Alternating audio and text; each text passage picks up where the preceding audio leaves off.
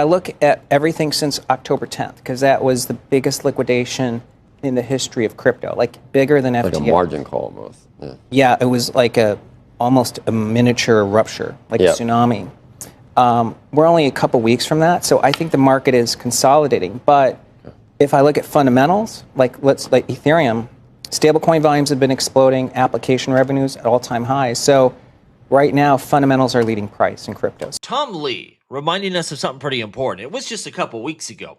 We had the biggest liquidation event in crypto history. It's going to take a while to recover from something that was, magnitudes larger than FTX. But the important thing he points to is the fact that, the fundamentals stay so strong for crypto. And that is the truth. And as long as they stay strong, we should be in pretty good shape. Now, let's just get into this. We see XRP right now sitting at $2.25, down about 6.8% on the day.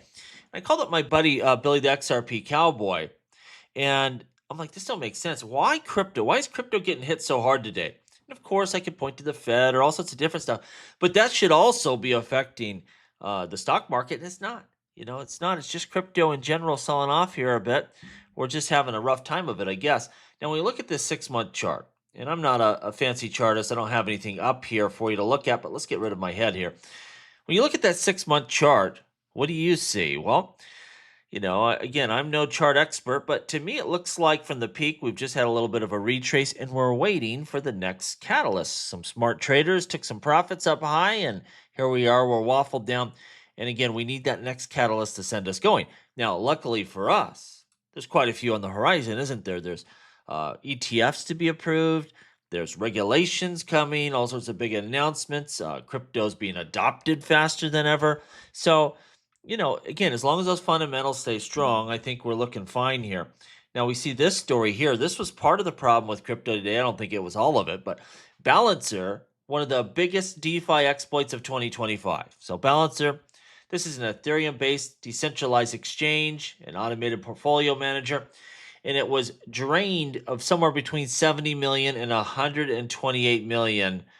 Their vaults were drained across multiple blockchains. Now, this is an old system. It's been around. It's been audited. It was quite big at one point. It's still big, but it was really large. So this is no small DeFi system. And again, this is going to cause disruption in crypto when you have something like this with these decentralized systems here. Now, we look at this. This was from Bloomberg, the crypto slump. Institutional pullback for the first time in 7 months. Institutional demand for Bitcoin has fallen below the rate at which new coins are being mined. So institutions are pulling a little bit back from crypto. Cautious sentiment.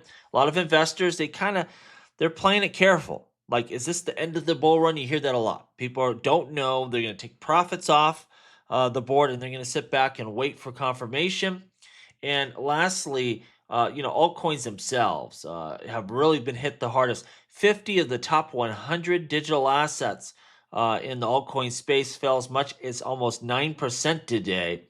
It is down. They're down 60% in the year. So it's been a rough time for altcoins. Again, it's my belief that there will be an altcoin season at some point, and we're just waiting for that to materialize. I'm not believing that every altcoin in the world is going to get shut out. Ethereum, XRP, Cardano, that ain't going to happen.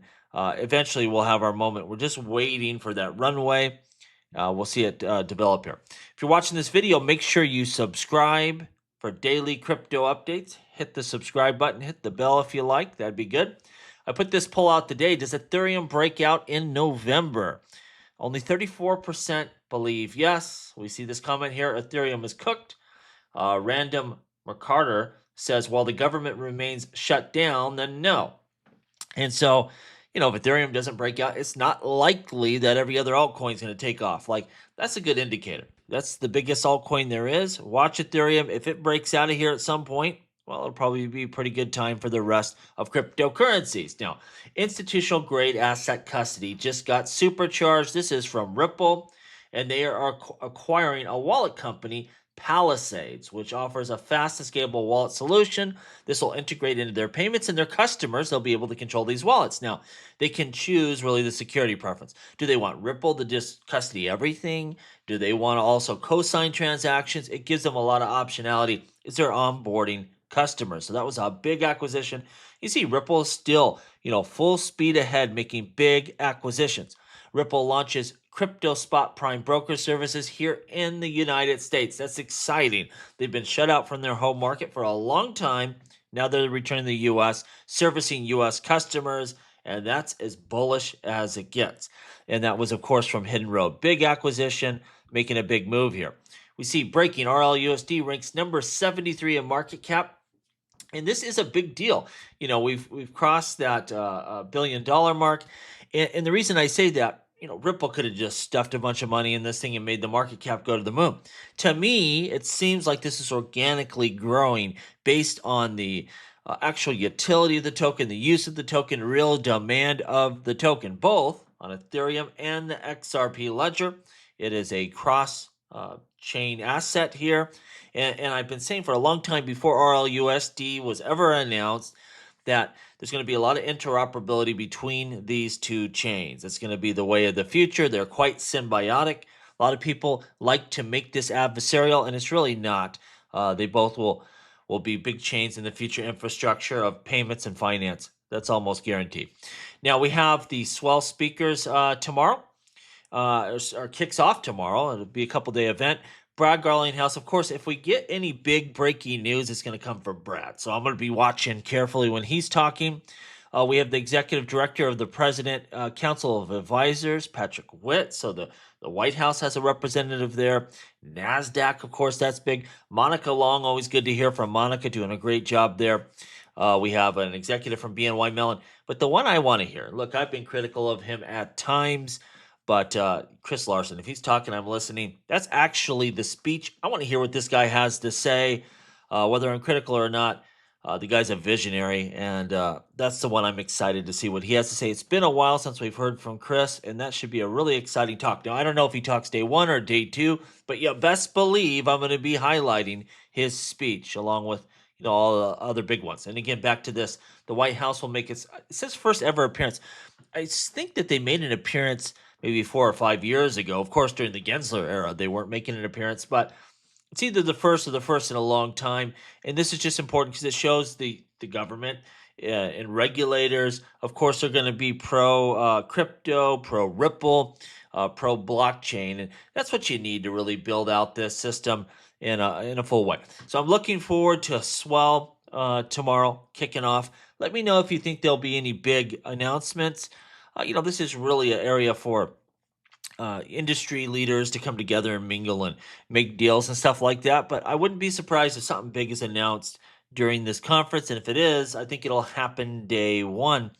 I think the MoneyGram, or maybe it was a launch. I think it was the launch of XRapid. The first time Ripple was using XRP for payments, I think that was announced day one at a Swell, if I remember correctly. So we've had some big announcements in the past. Will we get one this year or not? Well, it could happen. I mean, there's been a lot going on with Ripple, and now be about the right time. These ETFs, of course, we've been waiting for the shutdown to end, but the filers have been told, hey, file in a different way, and if the SEC doesn't respond in 20 days and try to block it, which they're not going to, then you get automatically approved. So we've seen that happen. So we should see some XRP ETFs go live here soon enough. And of course, once the shutdown ends, you'll probably see a whole bunch of them. So can't wait to see that. We're really sitting back waiting for this shutdown to end because that's just getting in the way of a ton of stuff here. As I look at this, I really think it's just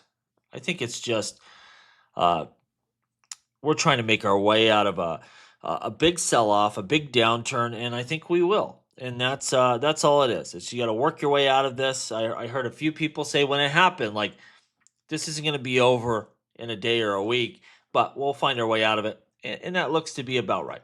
Let me know what you think down below. As always, please like, please subscribe. The revolution will be televised right here on Jungle Link.